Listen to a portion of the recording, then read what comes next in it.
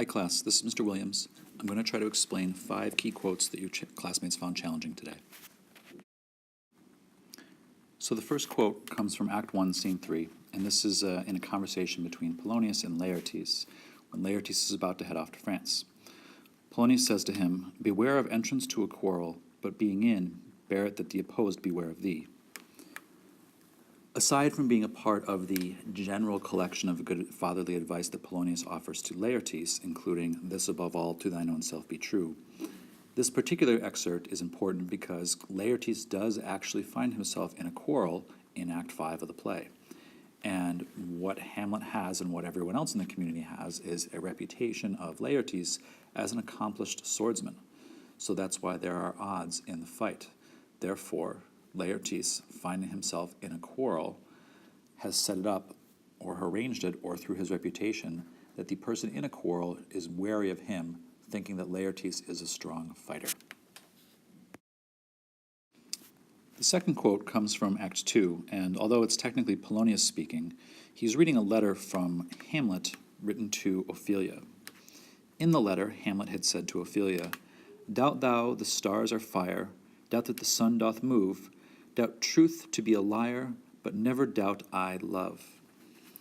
Polonius shares this letter with Ophelia and Gertrude and Claudius, partially as part of their attempts to figure out why Hamlet is acting unusual, why he's acting mad. And Polonius's theory is that it's because Ophelia has recently told Hamlet she won't see him anymore. We know this because we saw in Act 1, Scene 3, Polonius tell Ophelia not to spend any more time with Hamlet. So Polonius believes that Hamlet's madness is because Ophelia won't talk to him anymore, that their love has caused him problems. And this particular quote shows us that not only is he kind of right there, but that Hamlet did actually love Ophelia. The problems they have over the course of the play, the argument they have in Act 3, stems back to Ophelia not talking to him, but really to Polonius meddling in his child's relationship. Had Polonius not taken her daughter's letter and influenced her relationship, it's possible that this action would have worked out differently.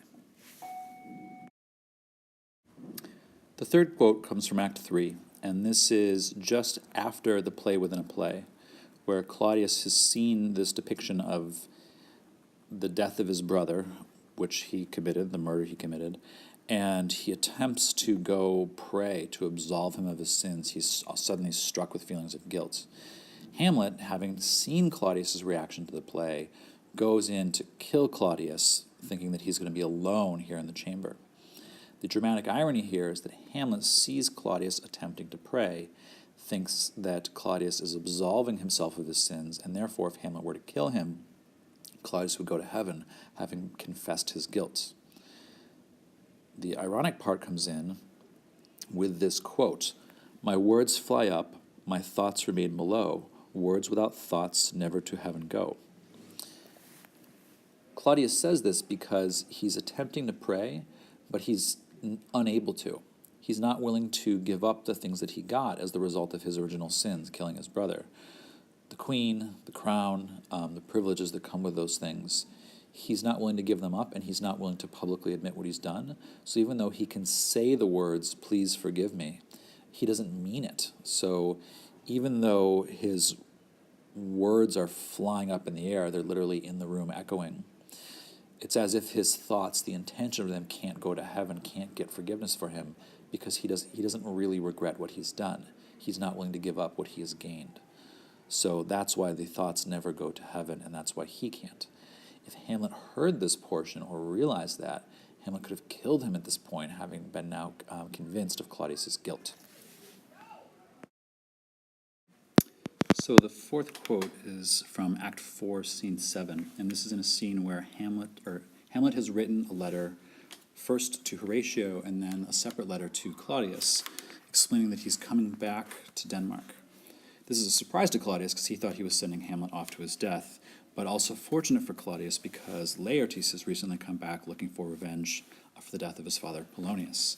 So in Act 4, Scene 7, Claudius and Laertes are discussing what to do, and Claudius is looking to spur Laertes towards Hamlet. So in this quote, Hamlet comes back. What would you undertake to show yourself your father's son in deed more than words? Claudius is saying, in a way, what would you be willing to do to prove that you love your father?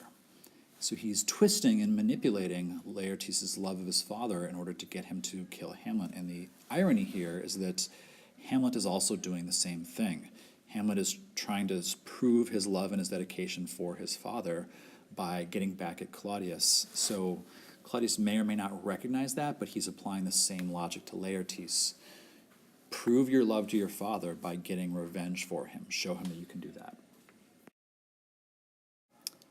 The fifth and final difficult quote from today's exercise was from Act 5, Scene 2. And this is spoken by Horatio just after everyone has died. We found out that Rosencrantz and Guildenstern are dead. We've seen Hamlet die. We've seen Gertrude die. We've seen Laertes die. We've seen Claudius die. And Horatio, who's been the witness of everything since scene one, or since the beginning of the play, is the only one who can tell the true tale. So he says this quote, "And let me speak to the yet unknowing world of how these things came about.